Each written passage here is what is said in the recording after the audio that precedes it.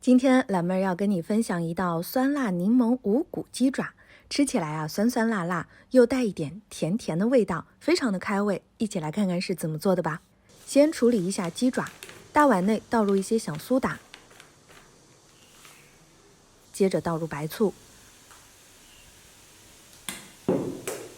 放入鸡爪，多抓洗几下，加醋和小苏打揉洗片刻，这样是可以去腥去异味的。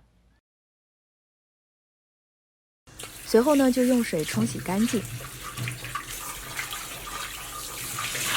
将鸡爪冷水下锅，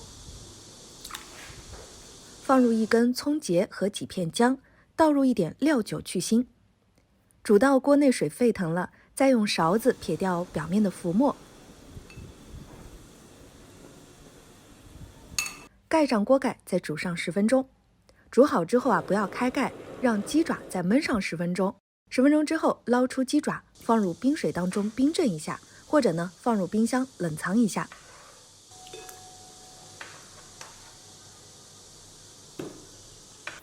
用刀剔除冰镇好的鸡爪骨头，就按照视频当中我剔除的方法就行。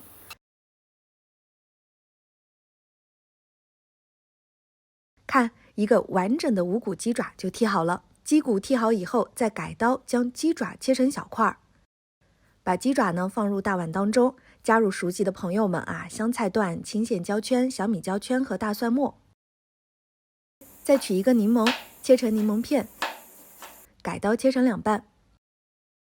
将柠檬片也放入鸡爪碗当中，再拧入一些柠檬汁，倒入一点白糖，